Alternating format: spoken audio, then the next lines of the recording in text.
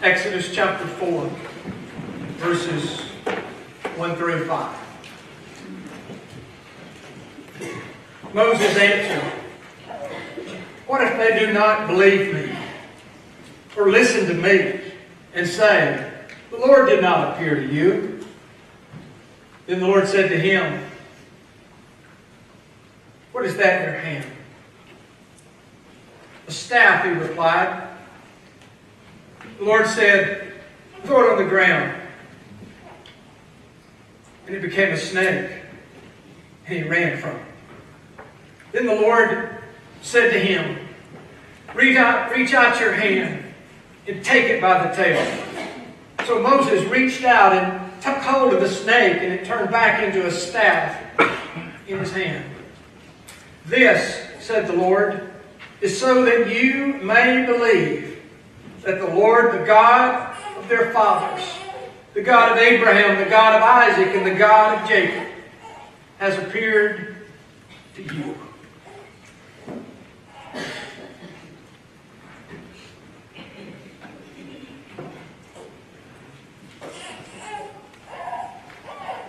"10 years and 2 weeks ago, exactly, I remember the day well, I stood in this very place and I shared with you the message I'm going to share with you this morning.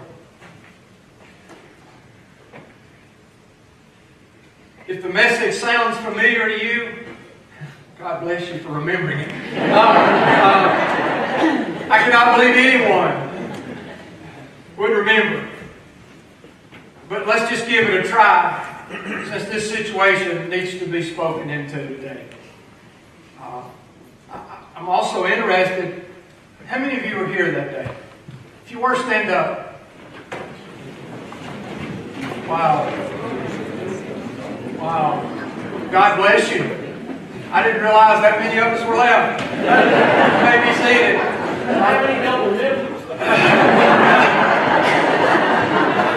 Okay. We'll play that game then. We're going to be right up front, very honest. This is a very bitter, sweet day on many fronts. It is a significant challenge. And I've got to tell you, I'm going to have to stick close to my notes, or we're going to have a train wreck. I promise you. 10 years ago, you were a very grieving, broken, frustrated congregation. The reason for that was you was losing somebody that you loved very, very much. Robin had done a fabulous job. And he had carried this church to heights that were unbelievable.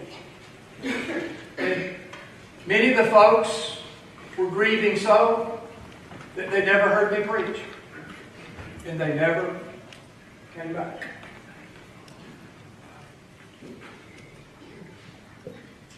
But, with that being said,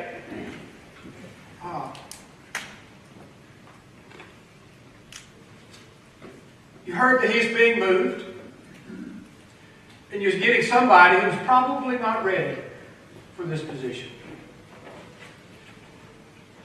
On that particular Sunday morning, I'm not sure you knew it, but Diane and I were grieving also. We had left a congregation in Rainbow City that we loved very much. And they had returned that love. I'd stepped up to a new level for me, and there were so many questions. But one thing I wanted to share with you 10 years ago was this, that Diane and I were so excited to come and be the pastor and serve among you. And it has been a great, great joy. But we were all challenged to confront our grief and our fears and to move forward toward God's calling. And that we did. And thank you for trusting me at some point on this journey. Today we stand in a very similar spot. And I want you to know that Di and I are very excited about the new challenge before us, an underlying challenge. But with that being said, you need to know that we still grieve deeply today. This is hard. And for many folks in this congregation, you're grieving too. We're going to confront the issue. That's just the way it is when family relationships change. We grieve. All of us have questions and concerns about the future. But what we know in our heart of hearts is this. It will be all right. It's going to be all right. It's going to be good. Even though it's going to be somewhat different. When I was sitting here 10 years ago, I knew I was coming to a great church. I must say I had many reservations and anxieties. And some familiar questions came to me. Lord, who am I that I should go there? Lord, what if they do not listen to me? Lord, what if they do not trust me? Lord, what will I tell them? Lord, who will I tell them sent me? Was it the DS, the bishop? Or I had some much more, practical questions. Not in the verbiage of Moses. What if I run this thing off in the ditch and crash? Lord, what if I become a dismal failure and do not last till we get the moving van unloaded? You have those questions. Yes, these questions sound a little familiar. Like Moses, I seem to have many more questions than I had answers that day. But finally, thank God, Moses started to get it. Somewhat. Moses needed an object lesson. And most of us learn better with object lessons. Moses had been up on a mountain, and the mountain was covered with a cloud. Moses had heard God speak. Moses had stood in front of a burning bush that did not burn up. You would have thought for just a moment that Moses might have gotten it right. But Moses still needed another object lesson. God says, Moses, what's that in your hand? What is it? And Moses probably looked at it and said, well, it's just a common rod. It's a tree limb. It's actually a staff that I use to shepherd my father-in-law's sheep. When I'm tired, I'll lean on it. When I'm attacked, it's a weapon. When one of my wayward lambs tries to run away, I whack them up the side of the head with it to get them back in line. It's just a common, ordinary staff. And then comes the object lesson. God said, Moses, here's what I want you to do. We would say, check this out, Moses. Throw it down on the ground. And he threw it down on the ground. And this is the faith part. Turned into a snake. And now God says, Moses, I want you to grab it by the tail. That's not how you pick up one. And I want you to pick it up.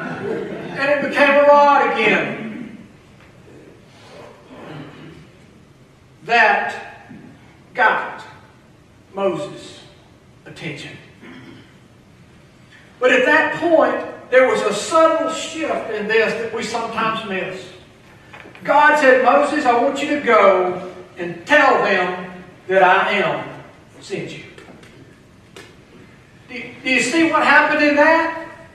The central player shifted. Moses was no longer the most important character in the story.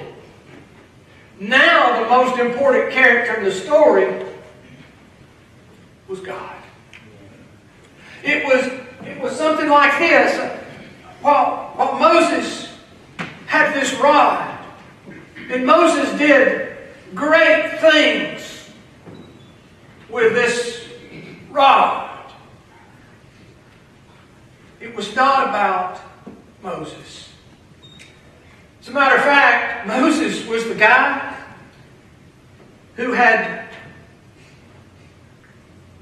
lost his trust factor with the people he was going to lead. He killed an Egyptian. He was not raised with the suffering people of Israel. He was an outsider. Moses had low self-esteem. Moses had great difficulty speaking. Here's the message. The message was this. It's not about you, Moses. It's about God. When I was sitting here 10 years ago, I was then a young man. You were younger too. But when I was sitting here, I had all kind of questions.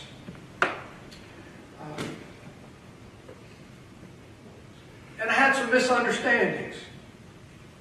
I'm a slow learner. It took me, or has taken 41 years to understand the message that God tried to share with Moses. You see, I thought it depended on how well structured my sermons were. I was fearful that my poor grammar would be corrected by some of you. I was afraid that I would not be Dr. Phil in the counselor's office.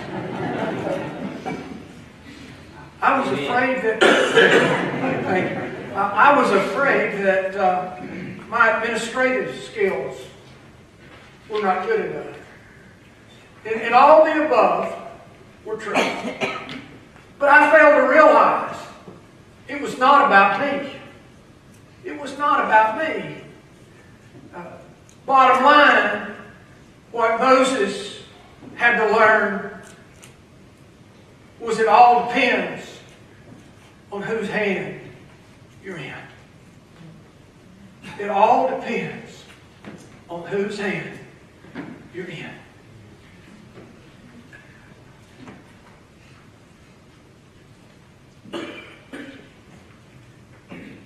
Moses did great things, but it's not about Moses. This church has had some tremendous victories. Tremendous victories. But it's not about us. It's not about you pastors. I've had a great opportunity to serve with some of the best staff people that's ever served any church anywhere.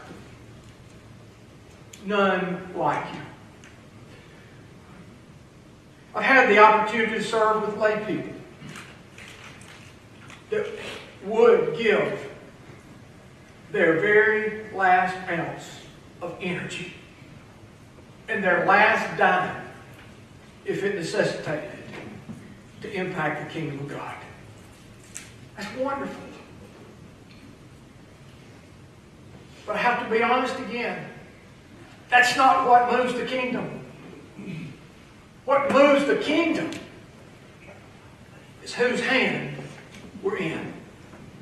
Now all of us, I've blown you up so I can stick a pin in the blood.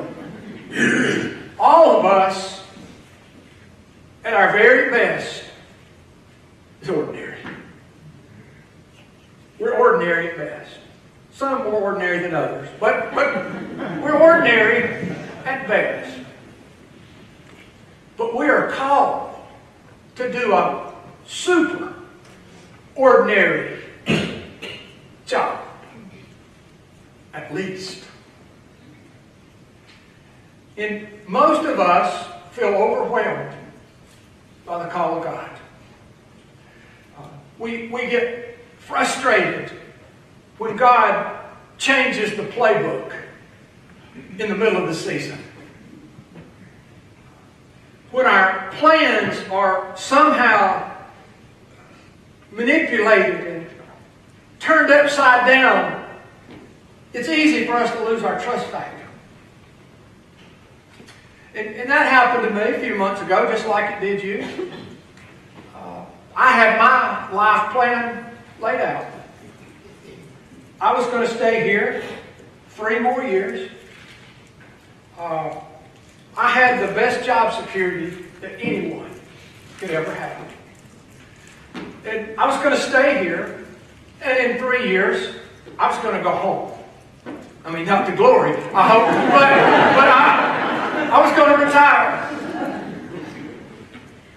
And all of a sudden, I got a call one day that was a new playbook in the middle of the season. Paul got that call too. Then you heard the word of it. But I want to share this with you. Everything good that happened before I came was not Robin's doing. Everything good that's happened over the last 10 years, the good doesn't come from myself or Mark. And anything that happens afterward is not going to be Ricky Smith's glory. It all depends on whose hand we're in. You see, all glory and all honor goes to God. And all power comes from God. And for Moses, he grabbed this ordinary piece of wood and he held it out over a sea. And the sea parted. And the children of Israel went home on dry ground. When they were hungry, he hit a rock. They were thirsty. He hit a rock. He waved it and quail fell and water came from a rock.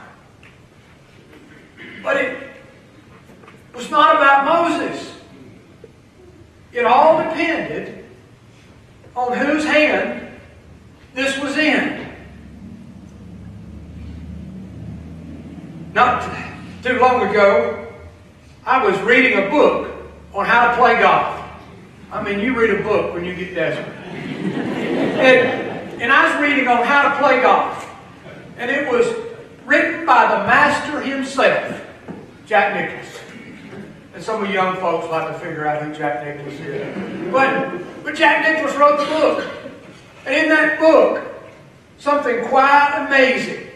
He said, I can take any club, regardless.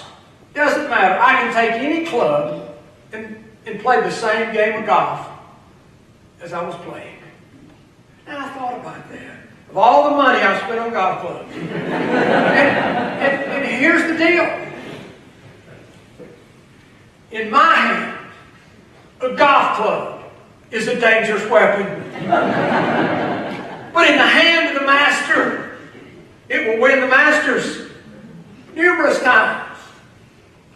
In my hands, a tennis racket. Only thing it's good for is to kill bats. That's all it's good for. But in the hands of the Venus Williams, it'll make you a millionaire. It all depends on whose hand it's in. You can give me some paint, and I'll paint your bathroom. But you give a Rembrandt paint, and he'll paint a masterpiece. It all depends on whose hand it's in. In my hands, just a pile of mud. All I I can do is make a mud pie. But in Jesus' hands, that mud opened the eyes of a person who had been born blind. It all depends on whose hand you're in. For me, a hem is just the bottom of my trousers. But in Jesus' hand, it healed a woman from her desperate issue of blood. It all depends on whose hand that you're in. If you give me a couple of sardines and 5 crackers, I'll give you a snack. But in Jesus' hands, it fed the multitudes.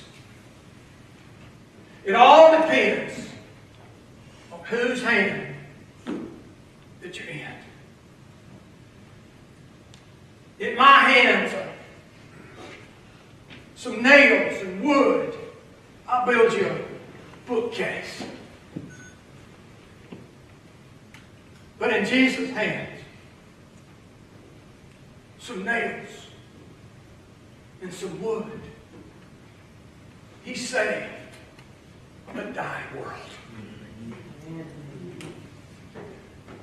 see, it all depends whose hand you're in. In my hands, the future of the church is pretty bleak. In my hands, the Mountain Lakes District will crash and burn. In my hands, the United Methodist Church is doomed. In my hands, the world is in the most desperate straits. But thanks be unto God, it's not in my hands. It's not in your hands. It's not in Ricky's hands. It's not in Mark's hands. You see, it all depends